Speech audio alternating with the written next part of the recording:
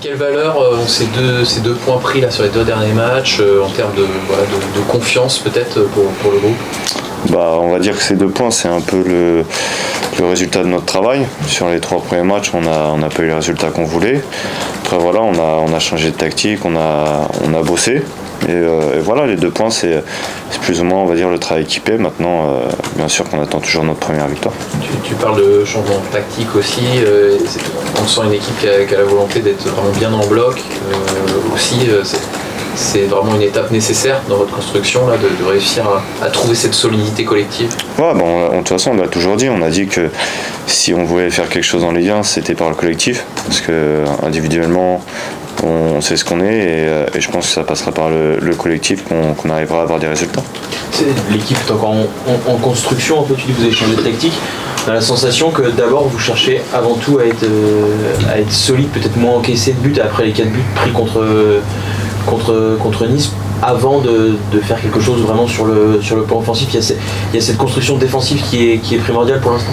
Ouais, là, en même temps, pour avoir des bases solides, on commence par la défense. Donc si on se prend pas de but déjà, on a un point, on va dire.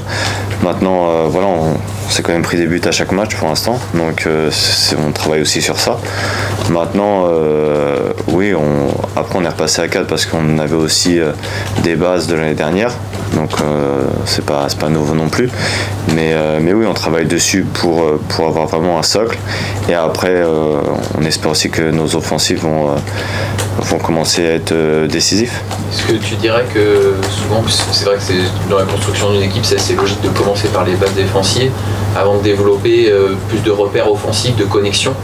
De ton expérience, tu dirais que forcément ça prend un peu plus de temps ensuite, ces connexions offensives, d'apprendre à bien se connaître les uns les autres. Ouais, si on regarde bien, il y a quand même pas mal de nouveaux joueurs.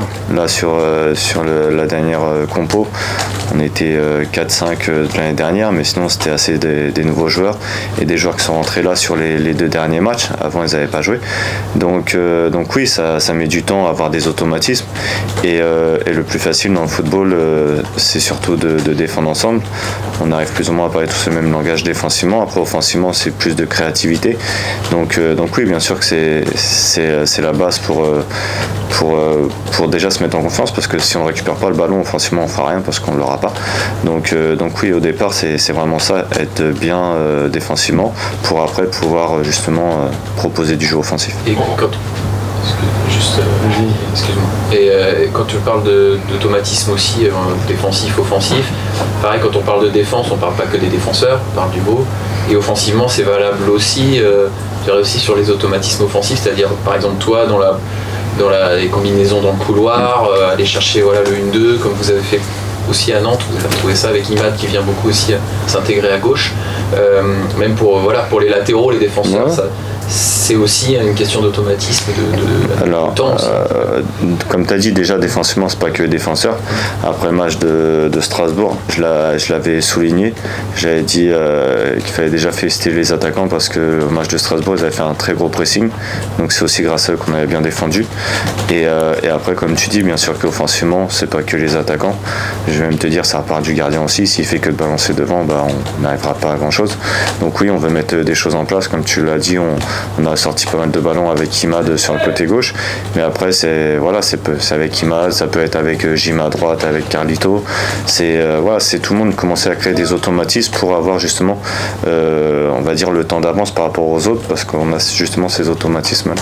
En termes de timing, cette construction, ça va au rythme où vous l'avez imaginé, ça va pas assez vite. Enfin, comment tu vois ça? Il y a aussi le risque d'être impatient peut-être à un moment donné, surtout quand on a besoin de points.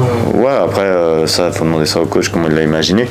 Après, nous, on sait que la saison elle est longue, que on a mal commencé, on va se le dire avec 3 défaites.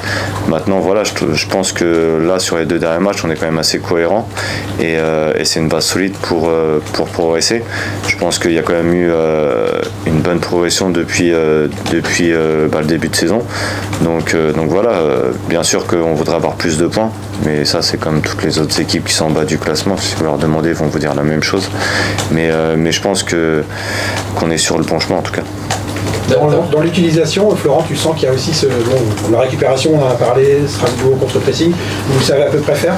On a constaté quand même que vous tirez peu, vous tirez de loin. Tu penses que dans les 30 derniers mètres, il vous manque encore peut-être un peu de créativité, peut-être un peu de confiance aussi. On sent que c'est presque une limite, la surface, une zone où vous avez un peu encore...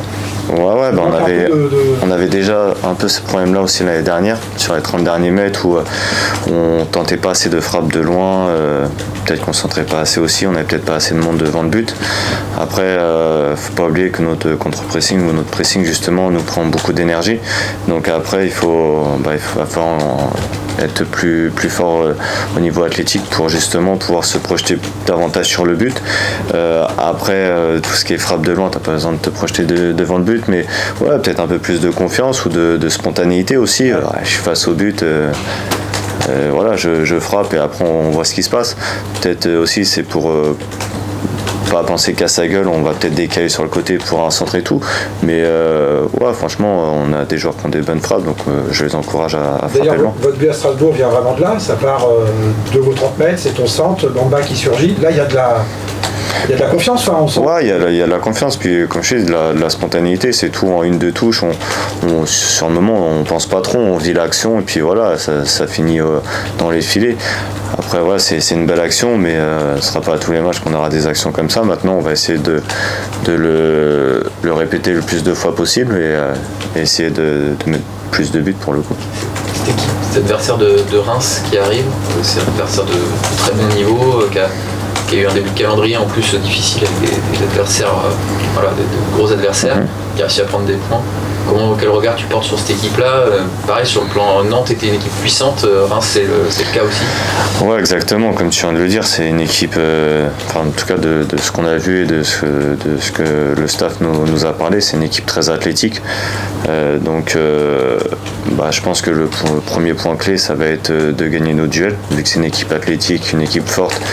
Ils aiment beaucoup les 1 contre 1, je pense que ça va partir de là. Déjà, si on gagne nos duels, on aura beaucoup plus de chances déjà d'attaquer, de marquer des points. Après, oui, ils ont fait un très bon début de saison. Quand on regarde, c'est la seule équipe qui a pris des points aux 2 premiers du classement. Donc oui, c'est une très grosse équipe, sur le début de saison en tout cas. Maintenant, c'est une équipe qui vient de chez nous. On les surestime pas non plus, donc on va faire notre match et à la fin du match on verra bien ce que ça donnera. Individuellement, Florent, donc tu découvres la Ligue 1. Tu t'attendais à ça? Tu t'attendais à un palier aussi très différent de la Ligue 2? Tu souffres? Tu trouves ça parfois facile? Comment est-ce que tu vis ce championnat? Alors non, du tout, c'est pas facile. Ça, on va pas aller là-dedans. Ouais, c'est très très dur. On va dire c'est la crème de la crème en France. Donc c'est le meilleur championnat en France. Donc on savait que ça allait être difficile. On savait que les mecs ils ont de la qualité, physiquement ils sont au top. Donc c'est à nous de nous mettre au niveau. On n'est pas choqué, on n'est pas surpris parce qu'on le savait.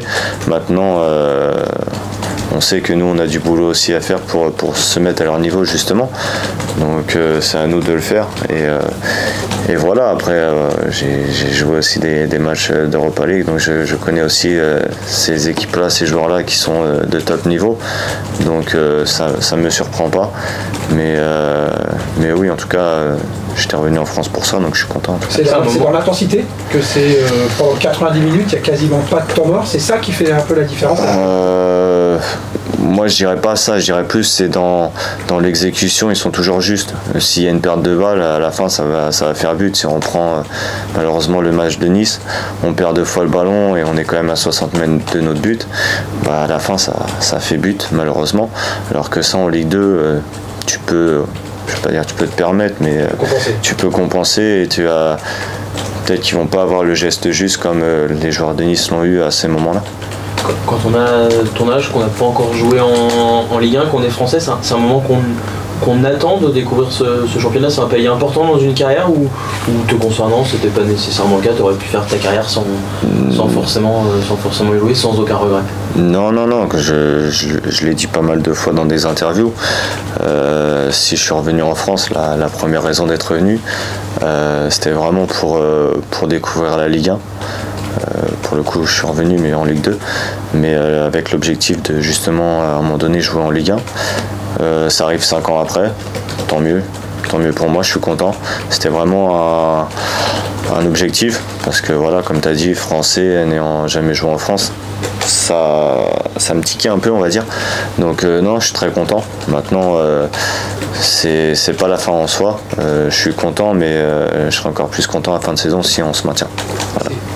C'est aussi une satisfaction, j'imagine, pour toi d'enchaîner aussi des titularisations là, sachant que sur les premières journées, tu étais remplaçant, avec des gestes décisifs, en tout cas, passe D, et puis sur le but contre Nantes aussi dans l'action.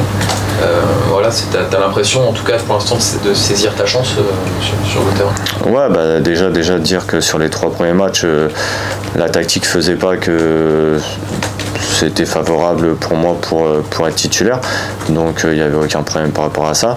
Maintenant oui, quand on repasse à 4, bah, c'est plus une tactique faite pour mes caractéristiques. Maintenant voilà, je suis content parce que c'est moi qui fais la passe D, et comme tu dis, je suis sur l'action du but, mais franchement je préférais ne pas être sur l'action et qu'on prenne les 3 points pour l'instant. Donc comme j'ai toujours été, je pense pas à ma gueule en tout cas.